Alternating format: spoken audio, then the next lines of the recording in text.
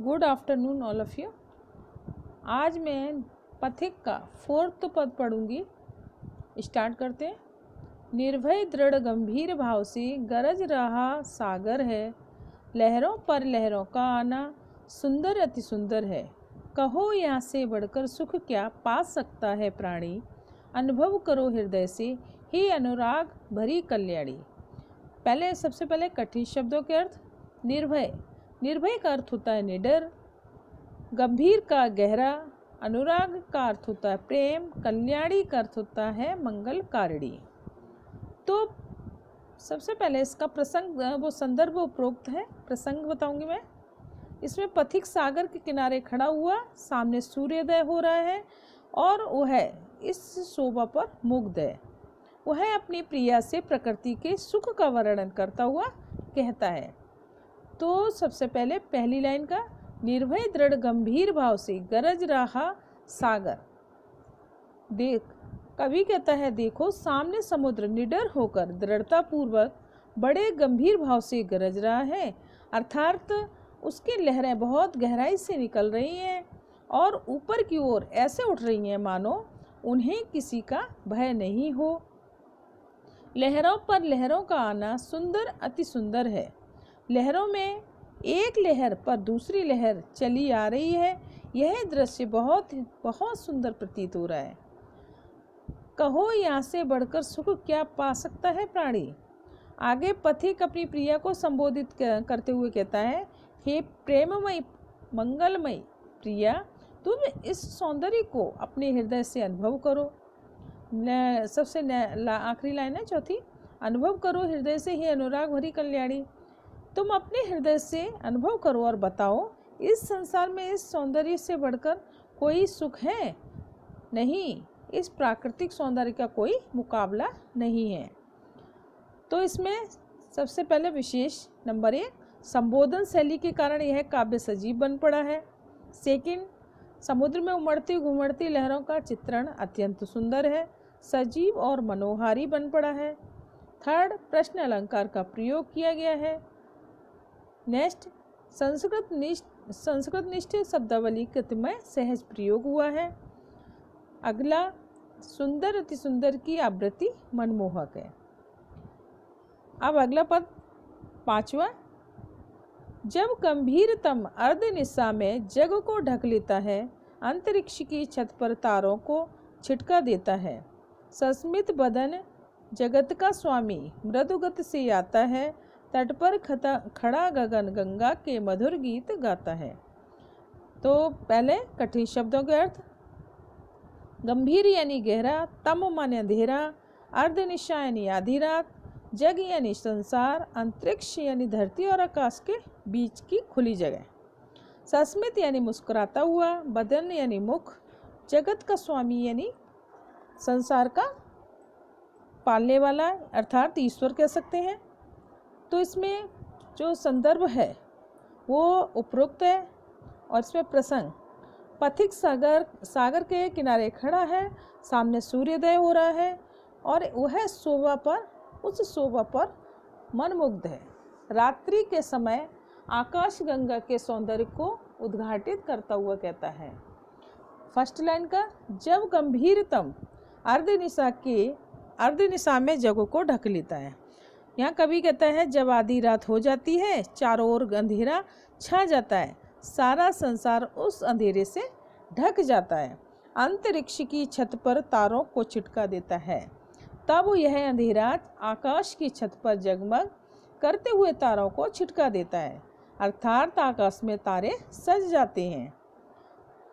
तब यह जगत का स्वामी सूर्य, थर्ड लाइन में, सस्मित बदन जगत का स्वामी मृदुगत से आता है। तब ये जगत का स्वामी जो सूर्य है मुस्कुराता हुआ मुख से धीरे धीरे आता है।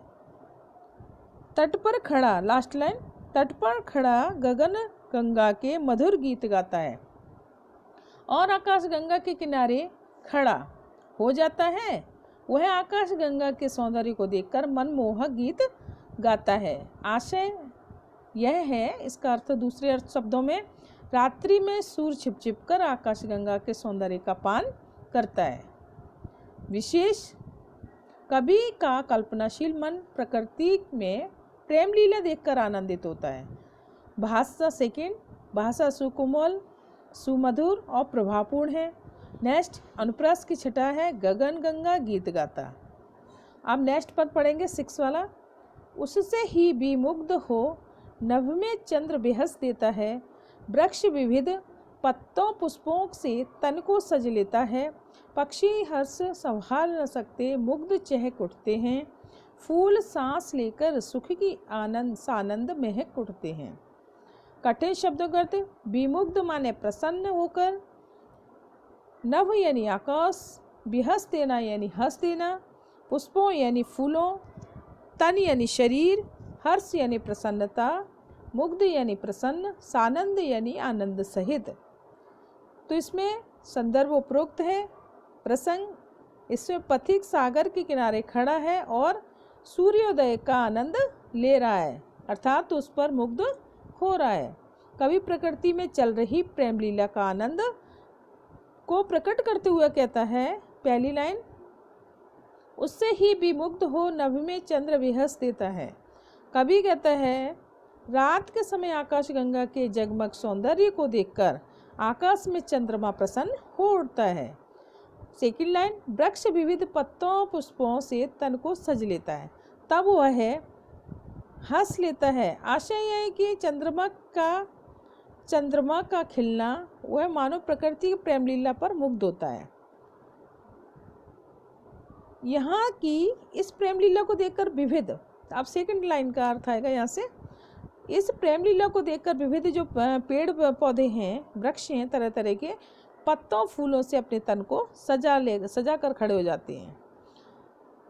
थर्ड लाइन का, पक्षी हर्ष वे संभाल न सकते मुग्ध चहक उठते हैं। पक्षीगण भी अपनी खुशी संभाल नहीं पाते हैं, वे मुग्ध होकर चहक उठते हैं। फोर्थ लाइन का, फूल सांस लेकर सुख की सानंद महक उठते हैं। फूल भी सुख की सांस लेते हैं और आनंद पूर्वक महक उठते हैं।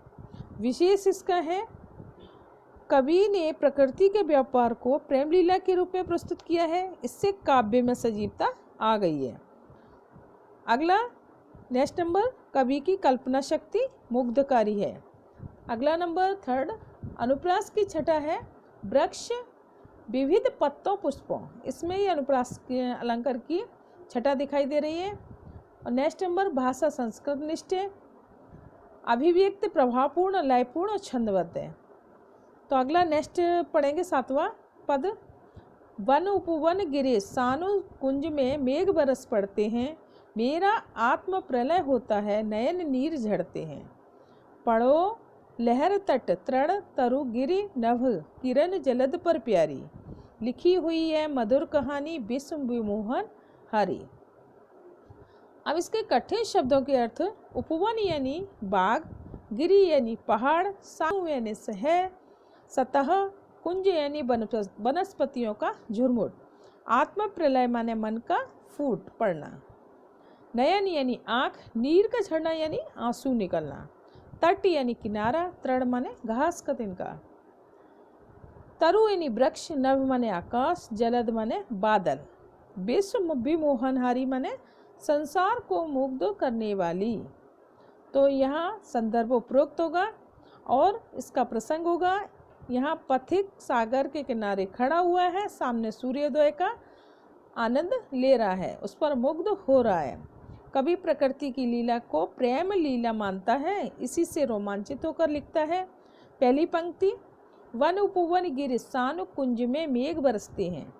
प्रकृति में चल रही प्रेम लीला को देखकर मेघों से नहीं रहा जाता है, वे प्रसन्नता होकर प्रसन्नता प्रकट करने के लिए वनों, उपवनों और पहाड़ों, कुंजों और समुद्र तल पर बरस पड़ते हैं।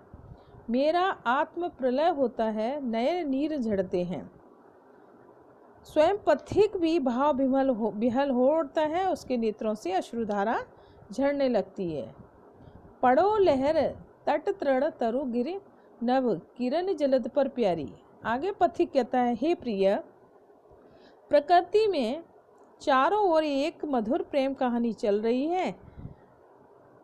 इसे समुद्र की लहरों में, समुद्र के तट पर, हरे हरे तिनकों में, पहाड़ों पर सजकर खड़े वृक्षों में, वर्षा से भीगते पहाड़ों में, तारों से ढके आकाश में, सूर्य की उज्जवल किरणों में लिखी हुई लास्ट लाइन, लिखी हुई यह मधुर कहानी विश्व विमोहन खारी। बरसते हुए बादलों में पढ़ो, देखो, अनुभव करो, यह प्रेम कहानी सारे संसार को मोहित किए हुए है। विशेष भाषा प्रभावमयी है, लघु लघु शब्दों में तीव्र गति दर्शनीय है, संस्कृत निष्ठ सरल भाषा का प्रयोग किया गया है। नेक्स्ट नंबर, आत्म प्रलय भाव विमोर होकर फूट पड़ने पर सुंदर प्रतीक है। नेक्स्ट, आंसुओं के लिए नयन नीर प्रयोग किया गया है।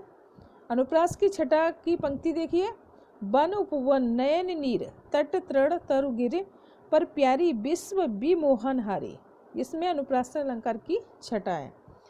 अब लास्ट ये रह गया पद 8th, कैसी मधुर मनोहर उज्जवल है यह प्रेम कहानी, जी में है अक्षर बन इसके बनू विश्व की बानी, स्थिर पवित्र आनंद प्रवाहित सदा शांति सुखकर है, आहा प्रेम का राज्य परम सुंदर अतिशय सुंदर है।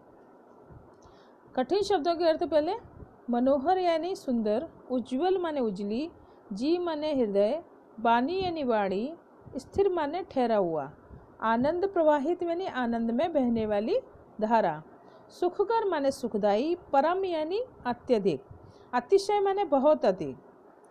तो इसमें संदर्भ उपरोक्त है, प्रसंग इसमें पथिक सागर के किनारे खड़ा है और सामने सूर्योदय हो रहा है, उस शोभा पर वह मुग्ध है। पथिक प्रकृति में चल रही प्रेम लीला में स्वयं को लीन करने की इच्छा प्रकट करते हुए कहता है, पहली पंक्ति, कैसी मधुर मनोहर उज्जवल है यह प्रेम कहानी। कवि कहता है, मुझे सूरज और समुद्र की यह प्रेम कहानी बहुत मधुर, मनोरम और उज्जवल प्रतीत हो रही है। जी में है अक्षर बन इसके बनूं विश्व की वाणी। इसे देखकर मेरा मन करता है कि मैं इसे शब्दों में व्यक्त करूं। स्थिर पवित्र आनंद प्रवाहित सदा शांति सुखकर है। मेरी उस प्रेमपूर्ण वाणी को पूरा संसार सुने। प्रकृति में सदा एक पवित्र आनंदमय और सुखकारी शांति छाई रहती है। आहा प्रेम का राज्य परम सुंदर है, अतिशय सुंदर है। यह प्रेम का ही राज्य छाया प्रतीत होता है, वह प्रेम का यह राज्य कितना सुंदर है। अब ये विशेष इसमें प्रश्न आश्चर्यबोधक भावबोधक शैली के कारण यह पद्यांश मनोहर है। सेकंड, सुंदर के साथ दो विशेषण लगाए गए हैं, परम और अतिशय। दोनों विशेषण सुंदरता की अधिकता को प्रकट करने वाले हैं। नेक्स्ट, संस्कृत निष्ठ शब्दावली कोमल, मधुर एवं प्रभावपूर्ण प्रयोग हुआ है। नेक्स्ट, अनुप्रास इसमें शब्दों का प्रयोग है जैसे मधुर, मनोहर और सदा शांति। तो ये आपका चैप्टर पूरा कंप्लीट हुआ। अच्छे से पढ़कर याद करिएगा।